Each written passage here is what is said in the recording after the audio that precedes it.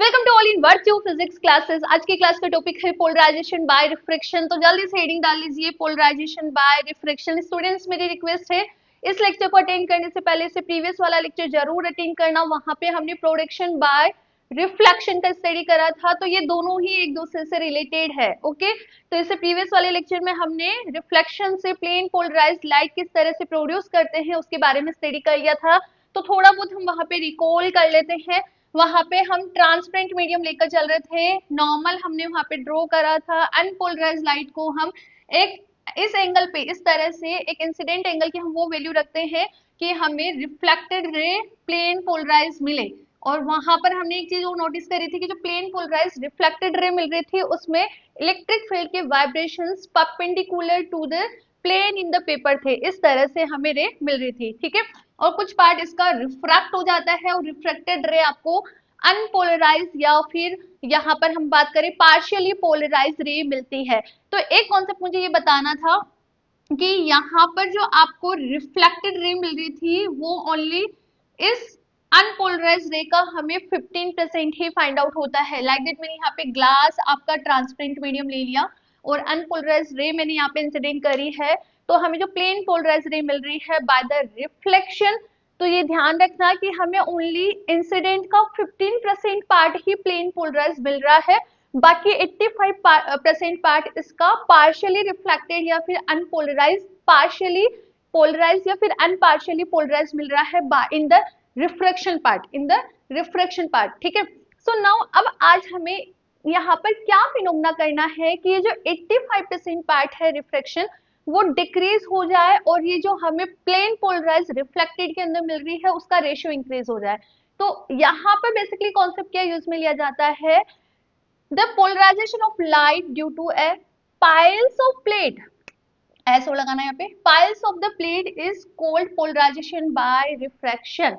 जब हमें plane polarize light को फाइंड आउट करना है by the piles of the plate, piles of the plate का मतलब क्या है, जब एक सिंगल ग्लास प्लेट से जब सिंगल ग्लास प्लेट से हमने plane polarize light find out करी तो हमें केवल 15% पार्ट जो कि रिफ्लेक्टेड पार्ट है वहां मिल रहा था। 85% पार्ट आपका यहाँ पर ट्रांसमिट हो रहा है, रिफ्लेक्टेड हो रहा है, रिफ्रैक्टेड हो रहा है, और रिफ्लेक्टेड पार्ट में हमें पार्शियली पोलराइज या अनपोलराइज रे मिलती है। तो इसका क्या, पाइल्स ऑफ प्लेट का मतलब क्या है, लाइक ये एक ग्लास सीट ली है या एक ग्लास प्लेट ली है, तो इसी तरह से हम बहुत सारे ग्लास प्लेट्स ले लेते हैं और उनको एक के ऊपर एक इस तरह से अरेंज कर देते हैं। क्या बोल रहा हूँ मैं, इन अरेंजमेंट को ही हम पाइल्स ऑफ प्लेट बोलते हैं। एक के ऊपर एक हमने ग्लास प्लेट्स को अरेंज कर दिया है, तो ये जो अरेंजमेंट ऑफ प्लेट्स है इसे हम पाइल्स ऑफ प्लेट्स बोलते हैं। तो इसका क्या प्रॉफिट रहने वाला है यहाँ पे, जैसे आपने अनपोलराइज रे यहाँ पे इंसिडेंट करी, अनपोलराइज रे हम इस तरह से एज्यूम करके चलते हैं कि इसके अंदर इलेक्ट्रिक फील्ड के दो वाइब्रेशंस होंगे, एक तो in the plane of the paper और एक perpendicular to the plane of the paper, ठीक है। तो इस तरह से अनपोलराइज्ड लाइट रे जब फर्स्ट प्लेट पर इंसिडेंट होती है तो इसका 15% पार्ट तो प्लेन पोलराइज हमें मिल जाता है, बाकी जो बचा हुआ रिमेनिंग पार्ट है वो रिफ्रैक्ट हो जाता है और रिफ्लेक्ट होकर अनोदर प्लेट पे जाता है, ठीक है। अब वो रिफ्लेक्ट पार्ट कितना है, 85% यहाँ पे रिफ्लेक्टेड पार्ट है जो कि अनपोलराइज है या फिर हम बोले पार्शियली पोलराइज है, जिसके अंदर कुछ पार्ट पोलराइज और कुछ पार्ट अनपोलराइज होता है, उसे हम पार्शियली पोलराइज बोलते हैं। ओके, सो यहाँ से हमें टोटल का 15% तो हमें रिफ्लेक्टेड मिल गया फर्स्ट प्लेट से। नाउ जो रिमेनिंग है वो सेकंड प्लेट पे गया, और वो जो सेकंड प्लेट है वो भी क्या करेगा, यहाँ पे रिफ्लेक्टेड और रिफ्रैक्शन करेगा। तो यहाँ जो सेकंड प्लेट है वो जो 85% आपका रिफ्रैक्टेड पार्ट है उसमें से अगेन कुछ परपेंडिकुलर वाले जो वाइब्रेशंस है वो रिफ्लेक्ट हो जाएंगे और जो रिमेनिंग पार्ट है वो नेक्स्ट प्लेट पे ट्रांसफर होगा। फिर जो नेक्स्ट प्लेट है उसमें अगेन परपेंडिकुलर वाले पार्ट्स को रिफ्लेक्ट कर देगा। तो बेसिकली ये process by plate plate plate होती जाएगी होती जाएगी होती जाएगी। एट द एंड हमें क्या यहाँ पे फाइंड आउट होगा, जो ट्रांसमिट हो रही है लास्ट वाली प्लेट से वहां पर परपेंडिकुलर कंपोनेंट्स रहेंगे ही नहीं, केवल पैरेलल कंपोनेंट ही हमें फाइंड आउट होते हैं। तो इस तरह से यहाँ पर हमें क्या फायदा हुआ कि जो ट्रांसमिटेड रे है उसके अंदर केवल पैरेलल कंपोनेंट ही फाइंड आउट हो रहे हैं। तो दिस इज पोलराइज्ड रे ना, है ना। ओके, तो इस तरह से बहुत सारी प्लेट्स को यूज में लेके ट्रांसमिटेड रे भी हमें प्लेन पोलराइज मिल गई और रिफ्लेक्टेड रे भी हमें प्लेन पोलराइज मिल गई। और इस तरह से इतनी सारी प्लेट्स को यूज में लेके हमने करा क्या है, यहाँ पे ये जो रिफ्लेक्टेड रे है पहले 15% था, फिर और इंक्रीज हुआ और इंक्रीज हुआ और इंक्रीज हुआ। इस तरह से इतनी सारी प्लेट्स को यूज में लेके हमने रिफ्लेक्टेड रे का क्या बोलते हैं रेशियो भी इंक्रीज कर लिया और ट्रांसमिटेड रे का रेशियो इसके अंदर डिक्रीज हो गया। धीरे धीरे धीरे धीरे धीरे धीरे लास्ट में हमें जो रे मिलेगी ट्रांसमिटेड वो भी आपका प्लेन पोलराइज होगा। प्लेन पोलराइज होगा, बस डिफरेंस ये है कि इसके अंदर vibration in the plane of the paper होंगे और जो रिफ्लेक्टेड में मिले हैं उसके vibration perpendicular to the plane of the paper होंगे। बात समझ आई तो इसको लिख लेते हैं।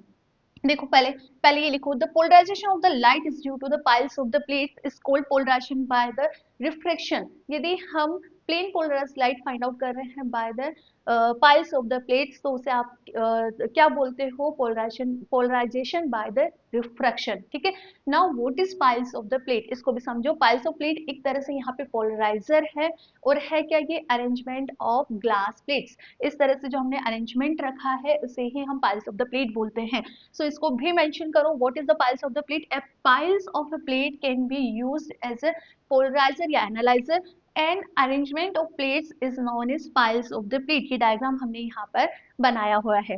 ओके, सो नाउ आगे, an unpolarised light can be assume to be made of the two kind of the vibrations. हमें पता है ये one set of vibration in the plane of the paper and the second is perpendicular to the paper. So one set of vibration in the plane of the paper and the another set vibrating in perpendicular to the plane. Okay, when the beam of the light fall on a thin glass plate, जब यहाँ पे एक thin glass plate पे incident होती है, बेटा मैं इसको इस तरह से यहाँ पे ड्रॉ कर रही हूँ, देखना एक बार, ये थिन ग्लास प्लेट ले लेते हैं हम। ठीक है, एक पोलराइजिंग एंगल पर हमने लाइट इंसिडेंट करी, पोलराइजिंग एंगल पे लाइट इंसिडेंट करी, तो यहाँ पे इसका जो कुछ पार्ट है वो रिफ्लेक्ट हो जाता है और वो जो रिफ्लेक्टेड पार्ट है उसके अंदर जो वाइब्रेशंस होंगे वो perpendicular to the plane of paper होंगे और जो इसका रिमेनिंग पार्ट है वो यहाँ पर रिफ्रैक्ट हो जाते हैं। हम बात करें ट्रांसमिटेड, तो ट्रांसमिटेड 85% जो पार्ट हमें मिल रहा है वो पार्शियली पोलराइज है। तो आप इस चीज को मेंशन करो, when the beam of the light falls on a thin glass plate of a polarizing angle, the light reflected from the surfaces of the plane is completely plane polarize. जो हमें reflected मिलती है वो plane polarise मिलती है completely.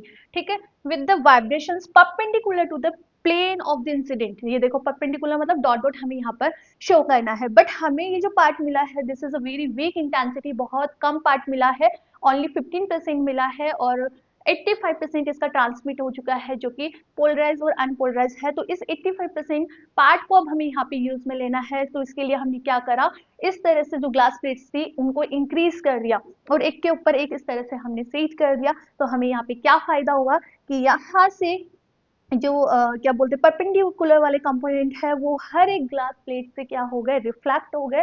बाकी जो transmitted हमें मिला है वो भी प्लेन पोलराइज मिला है। डिफरेंस यही है, इसके अंदर वाइब्रेशन प्लेन के अंदर है, प्लेन ऑफ द पेपर के अंदर है और इसके अंदर जो वाइब्रेशन है वो perpendicular to the plane of the paper है। तो यहाँ तक लिखिए, इसके बाद में आगे का आपको एक्सप्लेन करती हूँ कि आपको एग्जाम में और आगे इसमें क्या मेंशन करके आना है।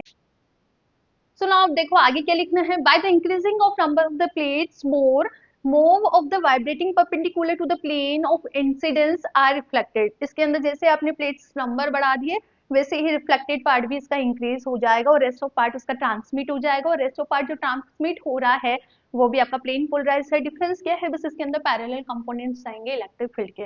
ठीक है, so is the number of plates increases, intensity पे क्या इफेक्ट पड़ रहा है, रिफ्लेक्टेड रे का इंटेंसिटी इंक्रीज हो गया और ट्रांसमिटेड रे का डिक्रीज हो गया। हम डायग्राम की बात करें तो इस तरह से आप कर्व से भी एक्सप्लेन कर सकते हैं कि जिस तरह से हमने नंबर ऑफ प्लेट्स इंक्रीज करते गए तो रिफ्लेक्टेड पार्ट इंक्रीज होता गया और ट्रांसमिटेड पार्ट स्टार्टिंग में फर्स्ट प्लेट पे ज्यादा था, फिर सेकंड प्लेट पे कम हुआ, थर्ड प्लेट पे कम हुआ और लास्ट के अंदर कम होता गया। तो इस तरह से हमने क्या नोटिस करा कि 90% पार्ट तो रिफ्लेक्ट हो जाता है और 10% पार्ट यहाँ पे ट्रांसमिट होता है और इसका फायदा ये रहा है कि दोनों ही रेज आपका प्लेन पोलराइज रे है।